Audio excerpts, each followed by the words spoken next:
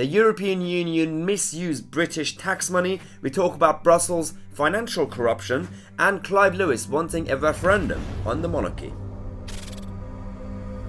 Like for the last few years, in the last decade or so, we have been told about the gravy train in Brussels and with the European Union officials and what they actually do with the money that we give them. So obviously, as you know, the way the European Union operates is primarily they have a budget that is contributed by all the member states and all the 28 countries that are part of this club. And what they do is they use the tax receipts that they receive from the taxpayers from each nation. And the governments give that money to Brussels, and then Brussels decide how to spend that money back on the same people. Now, you would think that just like any other government treasury, for example, you give your tax money, they will spend it on services that actually matters to you. Not really, because they have better priorities for themselves. The money that you give to them, all of us, not necessarily, they wouldn't necessarily go towards things that they have been promising to spend on, whether all these various European programs and projects that they have, which is, again, pointless, because we could do that ourselves as a country. But no, they have created this gravy train. So firstly, in Belgium, there is this agreement for the diplomats and the political staffers and officials. For them, they are exempt from paying taxes and VAT on most goods and services, including private expenses. There is currently a situation where latest figures show that Belgium missed out in claiming around £500 million in VAT payments. Now, they advertise these duty-free brands and products at kind of obviously preferred prices for diplomats and officials. This also includes people who work at the European Union, the actual European Court of Justice, and all these other buildings. They have these catalogs for luxury goods, whiskey and really rare Cuban cigars. There's a special edition of a cigar that, as a box of 20 of them, is marked at £160. The actual price and value of the same box goes between £500 to £750. Now, this is a massive discount. They also get bottles of vintage wine and collectible gift boxes that are available for £200. And they get it for a lot cheaper. This is getting absolutely ridiculous. This also includes various other ridiculous things like perfume, aftershave, watches, sunglasses, but it doesn't stop here. Now, we always knew about this, the gravy train, and they get all these discounts, the exemption, tax exemptions. Don't know why. The actual salary of an MEP is good enough. They also get expenses on top of it, and then they get all these like free stuff as well. Now, we have a British, Brexit Party MEP who exposed in more detail what they actually get as MEPs and as officials in Brussels. And trust me, it's not good. Did you know that MEPs can claim foreign language classes and private healthcare? But best of all, not just for me, but for my whole family. In addition, I am given £4,000 every month for a local constituency office, which does not include staff salaries. That's on top of that.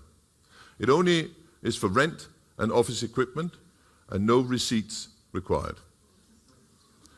And when I asked how I could repay the unspent money back to the EU, I was told that there is no facility to repay the money. Rest assured, I'm keeping a tab, and monies unspent will be given to a UK registered charity in the Northwest. Now, you think this is bad. As you know, over the last few years, the European Union go after big American tech firms that go to certain places like Ireland to be based there, to pay less taxes, just because that's just how Ireland works. The EU go over there, impose new taxes on them, give them penalties because you have to pay more taxes. Fair, but it's not the job of the EU to do it. It should be the job of the country, sovereign country, to decide how their taxation works. But that's a different argument.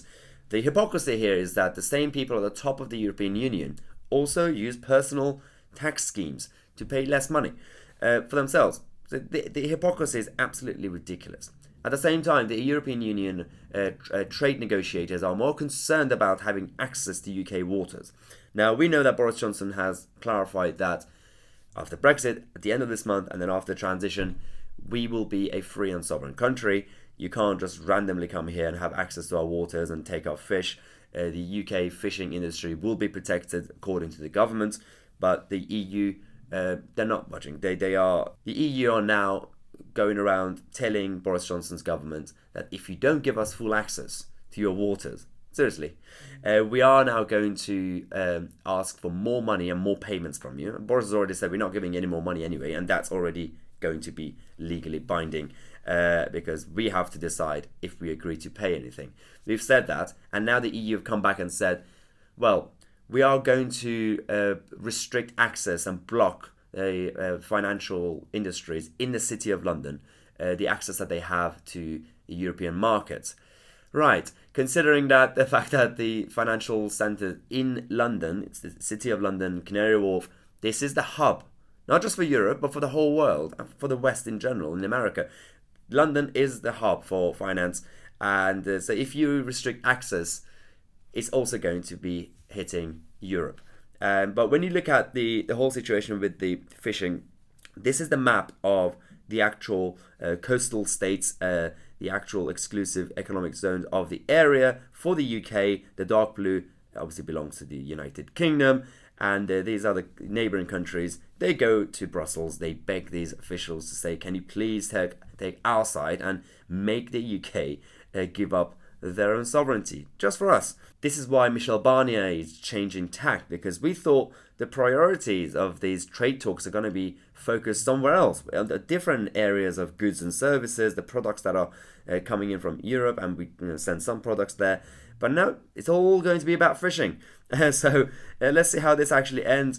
I don't think it's going to be good for the EU, because if this continues, as far as we know, if the government goes with what they have said and promised in the election and in general what Boris has been saying, if the EU don't give up on this, we are going to be walking away on WTO terms at the end of this year.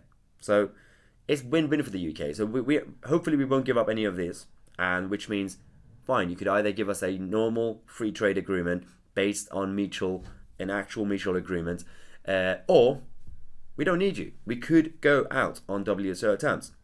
But we'll keep you guys posted on this, because I think we're going to be busy on this whole fishing stuff for a while. Now, separate note, we have obviously the Labour leadership elections, and Clive Lewis is now one of the candidates. As you know, Clive Lewis loves socialism and he hates Brexit. He also apparently hates good haircuts.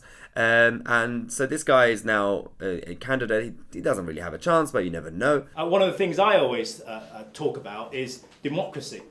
I'm known for liking the odd referendum, second referendum for Europe. I'm not opposed to a second independence referendum from Scotland. So why not have a referendum in this country on the future of the royal family? He's come out and said that he's a Republican, he is against constitutional monarchy. But my problem with people like him is that, so he's come out and said we should have a referendum on the monarchy and we should get rid of it. Now I know that a lot of people, even on the right, because everything's very broad these days, not everybody is pro-royal family. But the problem I have is that people like Clive Lewis are against the monarchy because they're against the family. They just don't like, either the Queen or the whole family, and the concept of why should there be one family in charge. They don't realize that the monarchy and the constitutional monarchy as a system has got nothing to do with the family or even the actual king or queen. It's the crown that matters. It's the crown that needs to be protected for the sake of our system. The head of state is above party politics. I don't want to have our head of state to be voted based on party politics, because that's not going to be good. Now, we'll see how this actually ends, because whether he likes it or not, at the moment, the majority of people in this country are still pro-monarchy. Now, this could change in the next few years, in the next couple of decades, but at the moment, I don't know why he's going out there, as considering he knows that a lot of the Labour, working class voters, they're not going to be happy about this. They are very patriotic, they love their queen, they love their flag, and it's like he wants to lose on purpose. Now, we'll see how Clive Lewis actually ends his campaign, how long he will survive. Now, but we are going to be focusing on Brexit and Brexit Day, 31st of January, and we have a surprise for you guys. You guys have been asking for this for a few weeks now. We now have new t-shirts. We got the new Brexit t-shirts, UK Independence Day, 31st of January 2020. You could find this, I'll put the link in the description. As always, you could also find various other designs, Brexit t-shirts and other stuff on that link. So yeah, check out the merchandise page, and considering we have the 31st of January coming up fast and we're going to have a lot of Brexit victory parties across the country, we're all going to be wearing these t-shirts to celebrate our independence. And if you enjoy the content, obviously make sure that you subscribe if you haven't already, and click on the bell next to it, where we release videos every day at 5:45 p.m. I'm Tousi, and I'll see you guys tomorrow with a new video.